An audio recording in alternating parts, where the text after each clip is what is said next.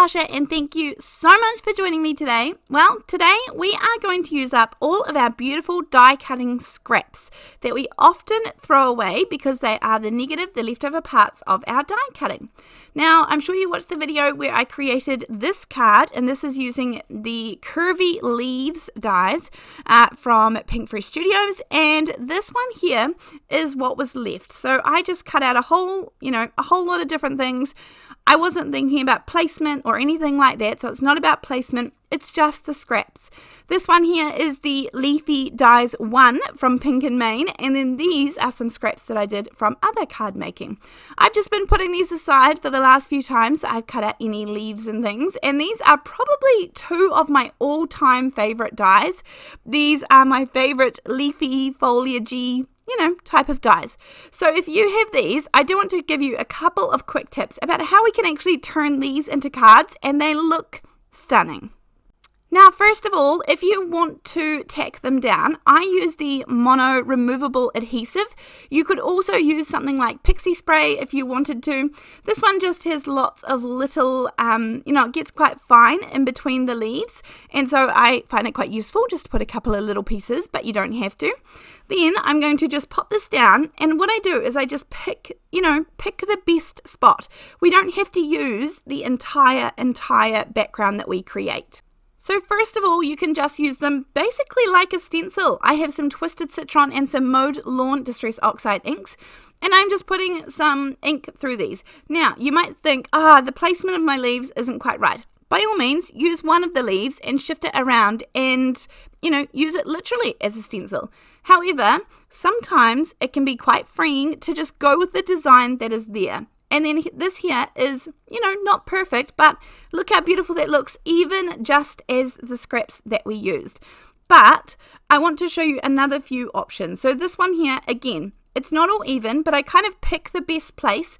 This one is a little bit easier because it's a bigger piece that I was die cutting out of. So it gives me choice as to, being able to move it around and find the best place for my card front, which is underneath here. Now, of course, you can use things like sprays as well, but I actually don't have any green sprays. I only have a couple of Distress Oxides. I have 5, and I don't have green, but I do have yellow. So I did do some ink blending first, and then I'm going to take the Mustard Seed Distress Oxide spray, and of course, you can spray on top as well. We can mix and match as well. You could also have homemade sprays that are going to work.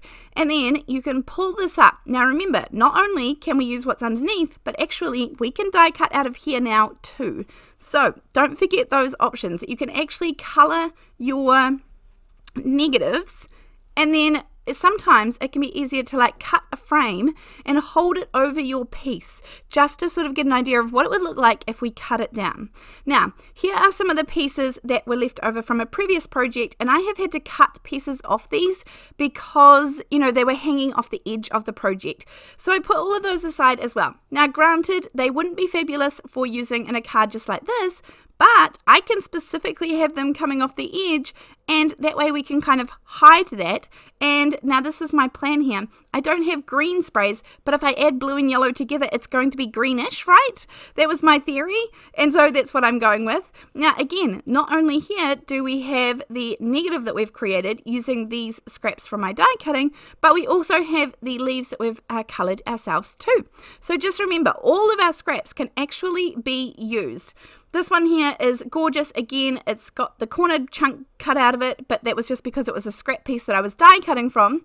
I have a couple of random panels left over, and they're odd sizes, but again, make sure you kind of use up those scraps, use up those bits. You might choose to stamp sentiments on them.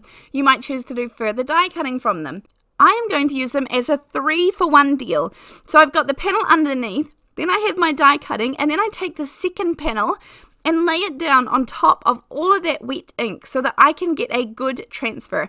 Now this might not work out perfect, but there we go. We have 3 different versions there, and I'm going to show you how to use these as well. So, some of it did leak underneath. It's because I didn't have any adhesive or anything holding it down, but we can use that to our advantage as well. Nothing has to be perfection in our card making. So look, this is probably my favorite one. Look how beautiful that is, just as is. It almost looks like a gel print. But anyway, let's turn some of these negative scraps into actual cards. So for this one, I'm going to use the Belated Birthday. This is by Honeybee Stamps, and it has this cute little snail in there. I didn't really think cute and snail would go together, but you know, he's pretty cute. I'm going to stamp out several of him, stamp a few of the little gifts, and then a couple of the little party hats as well. There is actually elements to fill in your party hats. There are some lines, there are some stars, but I'm keeping mine pretty plain. Now, because I'm going to do a little bit of watercolouring on here, I actually am going to emboss these with some clear embossing powder. That just ensures that whatever ink I have used underneath means that I am not going to get any smudges or any smears, even if I just accidentally, you know, worked on the ink too early before drying it. So anyhow, that ensures I don't muck it up. I have some orange, purple and brown, some spiced marmalade, wilted violet, and I think I have a little bit of mowed lawn there as well. Now, I have no experience in colouring snails, and so I decided to just go kind of happy colours, party colours, why not? And so when I was thinking about it, all of my backgrounds were leaves, which of course yours don't have to be. They might be butterflies, they might be flowers, they might be birds, they could be anything, branches, but mine were mostly greens and yellows, I would say. So I was trying to pick a couple of colours that would contrast nicely with that, purple being one, orange being another, and I'm just doing some very, very, very light shading, sort of, you know, putting heavier ink down the bottom of the snail and then moving it up, and then same with his shell. I just put the heavier ink around the outside and then I drag the ink in a little bit. Very, very, very simple. Now, this is not watercolor paper, and so the ink isn't moving perfectly, but honestly, it's fine. I was happy enough with it. If I'd wanted to, I could have done it on some watercolor paper, and that would help the ink move around, but I was happy with it as is. I also did a little bit of like a turquoise color there, and mixed it in with my purple one. I was just having fun playing, and these snails are really easy to color in, which again, is something I appreciate. Now, let's make some cards. I'm going to trim this one down. I had no plans at this point, and all of my filming, all of my card making is just, you know, you're seeing it as I'm on the fly. I'm trying things out, and granted, I do get the opportunity to edit these and, you know, take out some of the boring bits and speed up things for you, but, you know, none of this is planned. I don't know what I'm doing. I'm thinking in my head as I go, and you'll often see my little fingers, you know, twiddling along, deciding what to do next. And so, yeah, I'm just playing. I decided to fill in the background just a little bit with this one, so I'm using some Twisted Citron, and I just come in and fill it in a little bit so it's not so white. It doesn't shift any of that ink we already have, and this is one of the ones that we did where we did the spraying through here. And you can actually see that we got pretty crisp results for spraying through some negative, the negative portion of the die cutting. Now, just to jazz this up a tiny little bit, I'm putting a couple of rolls, a couple of strips of double-sided tape. This is the 1/8 of an inch thick, so it's very skinny. I'm just going to use this to adhere some foil. So I just use some penny black foil that I have on hand.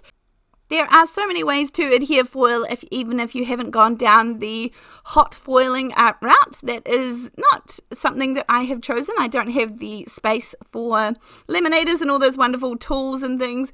And so I just do it the old-fashioned way. This way works pretty well for me. So I've just popped down some double-sided tape. And then I'm going to use a green foil for this one, just because it seems to be, you know, the theme of what we are doing. And so all you do is press the foil down and then take it off, and it leaves this gorgeous little shiny element to our card, because at the moment we have this gorgeous background that we've created very quickly, and then we have our little snails, which are going to be the focal point, but adding a shiny element is always a little bit of extra fun as well. Now, obviously, there are more than just the ways that I showed. For example, more than inking through and more than spraying through. You could use some acrylic paint. You could either water it down or keep it nice and full-bodied. And you could use a makeup dauber or some sort of sponge to sponge it through your stencils. I mean, essentially, they're kind of like stencils, right? They're probably not going to hold up to as much wet media, because we have die cut out of paper, of course, but you could still put your texture paste through them and that would work as well. So that's another great way to do it. You can color your texture paste. You could, there's just so many ways that you can end up using your negative scraps of your die cutting, and some of them are kind of surprising, and you just don't sort of think that actually you're like, oh, that's not where I would have put it, or the layout isn't quite right, or yeah, there's not enough, there's a gap there, or I don't want there to be a gap, and there's not enough room for another die cut. But surprise yourself, use them, try them. What else are you going to do? Because often we just throw them in the recycling bin or in the rubbish bin and don't think twice about it, but actually they're basically like stencils that we have created, and there are lots of fabulous things that we can do with them. So here is card number 1 finished. I stuck the little snail up on some foam tape just to give him a little bit of height. Then I put a little trail behind him. Now these pieces here are absolutely gorgeous. I could have used either of these, but this one here was probably my favorite out of that 3-for-1 deal that we did. This is again using these spray inks, and this was actually the blue and the yellow. So I think it's Tumbled Glass and Mustard Seed Distress Oxide spray inks.